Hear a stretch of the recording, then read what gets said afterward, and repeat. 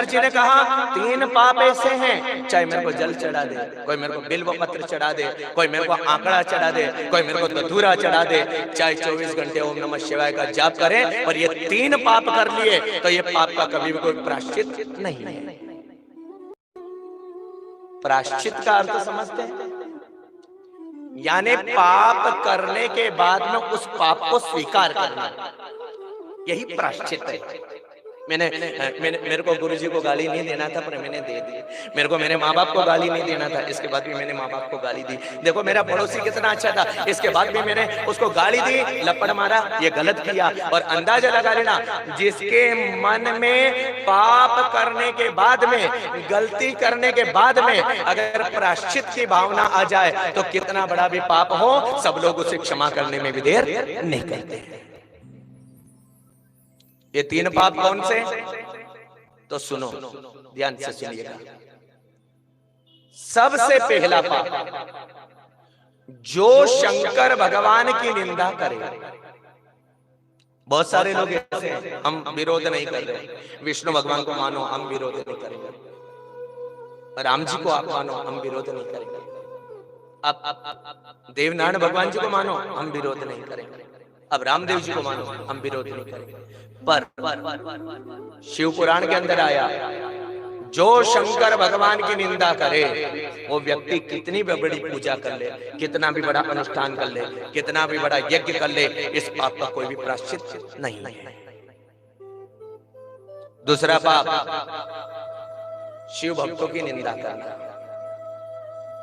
ये आप जितने लोग यहाँ पर बैठे हो ना, शिव भक्तों त्रिपुंड लगा लगा करके कथा सुने, और कथा सुनने के बाद में नीचे उतरने के बाद में निंदा करते हो, तो सुन लेना, जो शिव भक्त की निंदा करे उसका भी पाप आगे बढ़ेगा, पाप कभी भी समाप्त होने वाला नहीं है। इसलिए चाहे शिव का भक्त हो, चाहे राम का भक्त हो, चाहे नारायण का भक्त हो, कभी भी उसकी निंदा नहीं करना चाहिए। ये 2 पाप।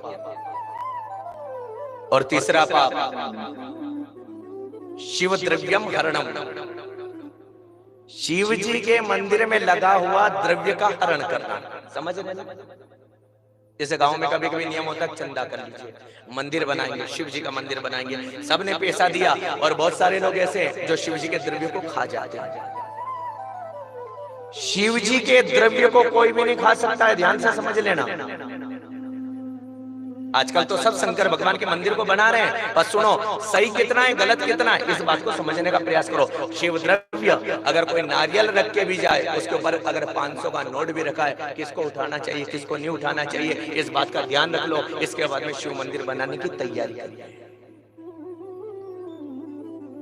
1 रुपया भी शिव द्रव्य लेने का हमारा अधिकार नहीं है।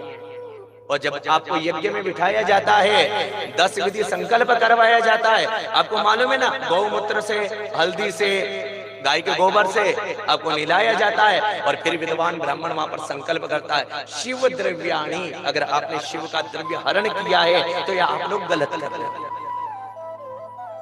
कभी कभी माताओं को मैंने देखा, गाँव में नारियल की जरूरत पड़ी, कोई गुरुजी मिले नहीं मिले, वहाँ हनुमान जी के मंदिर से गए हैं और शिव जी के मंदिर में से गए, नारियल उठा के ले आती है। और उसका भाव क्या है मालूम? दुकान पे 15 रुपया और मंदिर के नारियल का भाव 10 रुपया। ऐसा क्यों? मंदिर में आने के बाद में तो भाव बढ़ना चाहिए। एक मदिरा पीने वाला अगर मंदिर में आ जाए तो उसका भाव बढ़ जाता है। एक सट्टा लगाने वाला व्यक्ति अगर रोजाना आरती में चला जाए तो उसका भाव बढ़ जाता है। तो उसी प्रकार अगर कोई द्रव्य चढ़ा तो उसका भाव बढ़ेगा कि नहीं बढ़ेगा? अगर यूं देख लो, बुंगड़ा यूं मानो तो 40 रुपए किलो, और हनुमान जी के प्रसाद में बांटो तो भाव बढ़ा कि नहीं बढ़ा? लोग उसको यूं लेंगे। जय हो बाबा। उसी प्रकार शंकर जी ने कहा कि शिव द्रव्याणि ग्रहणामि, कभी भी शिव के द्रव्य को कभी भी ग्रहण मत करो। अगर कोई दे उसको लेना चाहिए, और अगर नहीं दे तो नहीं लेना चाहिए।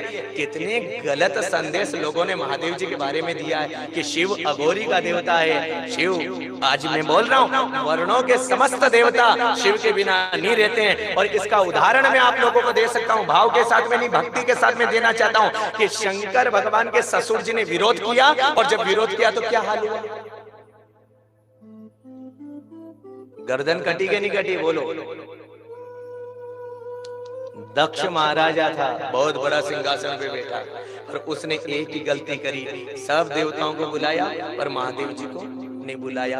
और आज हम आप लोगों को बोल रहे हैं, विवाह करो तो शंकर जी की जरूरत, टीका करो तो शंकर जी की जरूरत, भूमि पूजन करो तो शंकर जी की जरूरत, कितना भी बड़ा यज्ञ कराओ तो शंकर जी की जरूरत।